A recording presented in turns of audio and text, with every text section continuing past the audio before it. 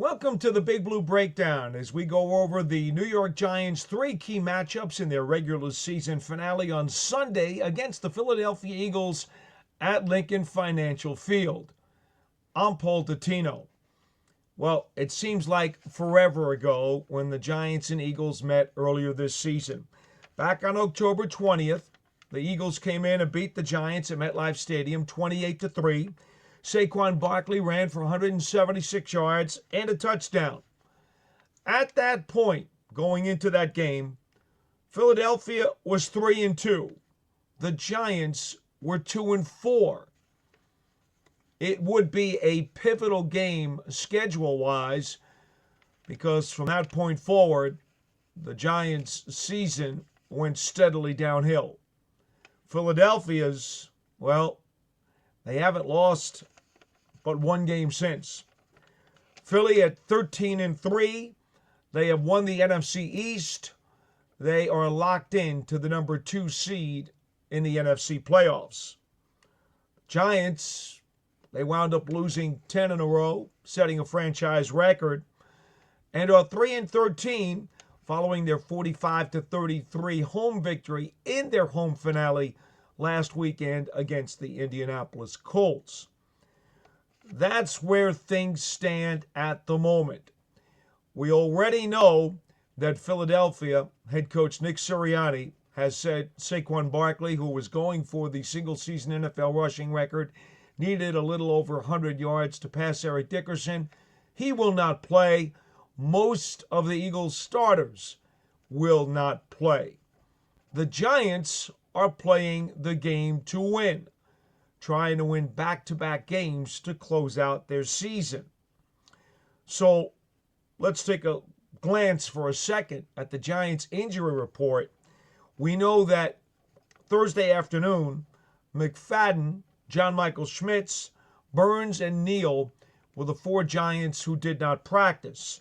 Now, McFadden and John Michael Schmitz appear to be seriously banged up, so the odds of them playing in the game are probably not very good. Brian Burns came down with an illness.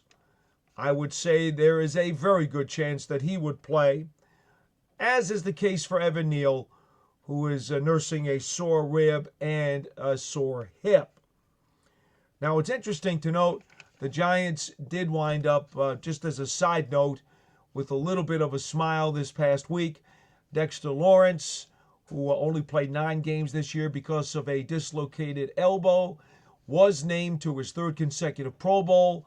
Brian Burns was named first alternate at outside linebacker. 3 linebackers were selected ahead of him. It was Grenard, Van Ginkel, and Verse. Should any one of those 3 guys drop out, Burns would then be awarded his 2nd Pro Bowl selection. Also, a 2nd alternate at wide receiver, Malik Nabers, the rookie who's had over 100 catches and over 1,000 yards of receiving for the Giants this year. Now, as far as the Giants and Eagles matchup is concerned, since the start of the 2014 season, the Eagles have not just been a thorn in the Giants' side, they've been like a full pack of razor blades. Including the playoffs, since the start of 2014, the Eagles are 18-4 against the Giants. And in fact, they have won 11 consecutive games at the Link against the Giants. It has been a house of triple horrors for Big Blue whenever they go down there. Needless to say, there are a few veterans on this team who would certainly like to win this game even more than the young guys who are trying to put something very good on tape. Now, there's not a whole lot to say in terms of the state of the Eagles. As I said just a moment ago, they are 13-3. They have no seeding to play for. So it remains to be seen exactly what their young players are going to put out on the field. They're going to want to show something, if only because it's a rare opportunity for them to get into a game. So in this abbreviated version of the three key matchups, since the matchups are not really, well, let's say they're not as beefy or as significant as they usually would be in, what we would anticipate to be an arch rivalry game that may matter in the standings. We're going to start with Fred Johnson, the swing tackle of the Philadelphia Eagles, going up against either Brian Burns or Kayvon Thibodeaux. Now, Thibodeaux and Burns do tend to flop an awful lot. I would presume that Burns is going to be more on Fred Johnson's side as he starts at left tackle. As the Eagles swing tackle this year, he's made 5 starts and he's allowed 7 sacks. It has been a very difficult season for the 6th-year pro. He is with his 4th NFL organization and his 3rd with the Eagles. Now, he's 6'7", and about 325 pounds or so. So he's quite a large-framed tackle. Great. But, again, he would be considered a journeyman. Burns, as we just told you, is a first alternate for the Pro Bowl. I truly believe he has played consistently at the highest level, more so than any other Giant on the roster this season.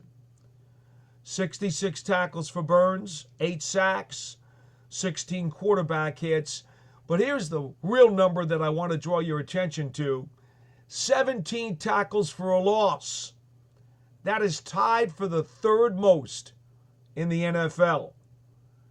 Brian Burns came to the Giants in a trade from the Carolina Panthers during the offseason with a reputation as a terrific pass rusher. Quickness, athleticism, and a good motor. Not only have Giants fans been able to watch that game in and game out this year, as he has played through an assortment of injuries, especially during the second half of the season, and continues to play hard. There have been times where he's been knocked out of a game for a few plays and come right back in. But more importantly, he is not a one-dimensional pass rusher. Brian Burns has proven to be a force against the run as well.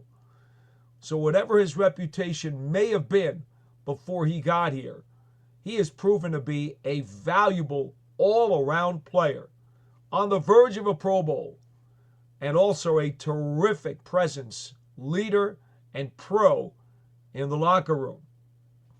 So let's see if Brian Burns can have a big game and go out really strong against Fred Johnson.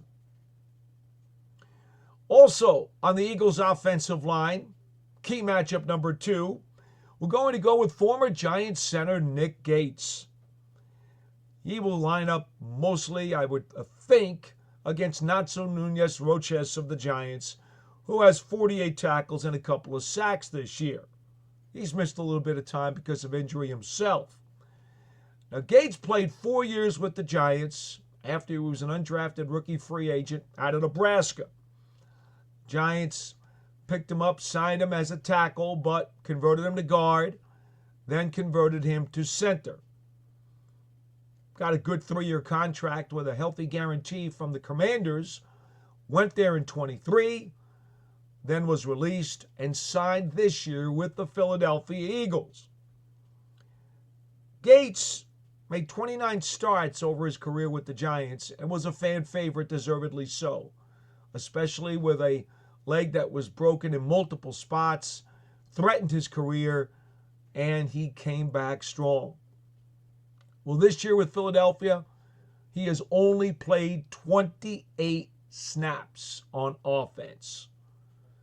So for Gates, it's a chance to get back out there again one more time, at least before the postseason. Whether or not he plays remains to be seen in the postseason. But this is a chance for him to get back out there again and scrape off some of the rust and perhaps even enhance his status going into the offseason and 2025. So Nick Gates against Nacho Nunez-Roches, and probably Elijah Chapman and Jordan Riley. That's going to be my key matchup number 2. Key matchup number 3. The gentleman who we expect to be at quarterback for the Eagles this week is their third stringer.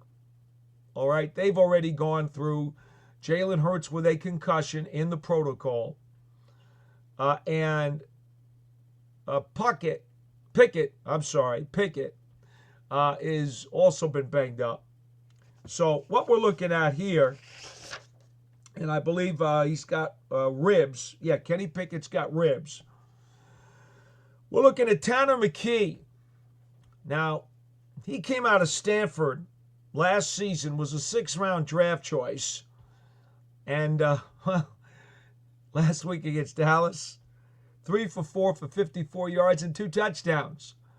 Not so bad for coming right out of the box, right? Now, McKee is a very tall, large-framed quarterback, stands at 6'6", over 230 pounds. He is a stationary statue, a pocket passer, has a very strong arm. Now, why would he have dropped to 6th in the draft? He does have accuracy issues. You won't see him extend plays or run out of the pocket. He does like to gamble and force the ball into spots where maybe he shouldn't. And with his tall frame and long arms, obviously terrific length, he does take long to wind up and release the ball. There's no quick game there. He certainly is very deliberate in unloading the pigskin. So Tanner McKee, Eagles quarterback, we're going to make him the third key matchup as he goes against Giants corner Tay Banks. Now, why do I mention Tay Banks? Well, it's been an up and down season for Banks. There's no question. More inconsistent than consistent. He's allowed about 70% of passes thrown his way to be completed. Now, they have almost always been in front of him, but he's also given up quite a bit of yak yardage. He does lead the Giants with 10 passes defensed. He has also allowed 4 touchdown passes on the season, although none since October. So I think Tay Banks, regardless of who it is that he's covering, and we already know that A.J. Brown and Devontae Smith are highly unlikely to play as some of the Eagles starters who will be rested. He might be going up against Johnny Wilson, could be Jahan Dotson. It remains to be seen. We just don't know who the Eagles will line up against Banks. But suffice it to say that Banks would love to go out on a winning note with a really strong game. No matter who the competition is, it would be better for him to have a feel-good feeling and have a real buckle-down game in Philadelphia to close out the season. So that's where we stand. A game that does not have an impact in the standings. Giants will finish in last in the NFC East. The Eagles not only have won the division, which means, again, there'll be no repeat winner in the NFC East for 20 seasons. The Eagles are the number 2 seed in the NFL playoffs, and we don't know how much gusto they're going to have on the field. But with the Giants, there's still a lot of pride and a lot of desire and a lot of want to in terms of winning this game in Philadelphia. Again, a place where they have lost 11 straight times. We will be back with the Big Blue Breakdown with our offensive, defensive, and special teams game balls and gassers for the Giants in their season finale against the Philadelphia Eagles. That comes your way Monday morning here on the New York Giants on SI YouTube channel and media network. And don't forget, we'll be back live with another edition of the Big Blue Breakdown on Monday night.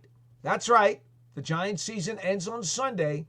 We will be back on Monday night at 8 p.m. Eastern Time to take your live video phone calls, your audio phone calls, and to answer your chats as we recap what went on, not just in the season finale, but obviously closing comments from the season from the Giants locker room as they wrap things up for the 2024 campaign. Until next time, I'm Paul Dottino. We'll see you then on the Big Blue Breakdown.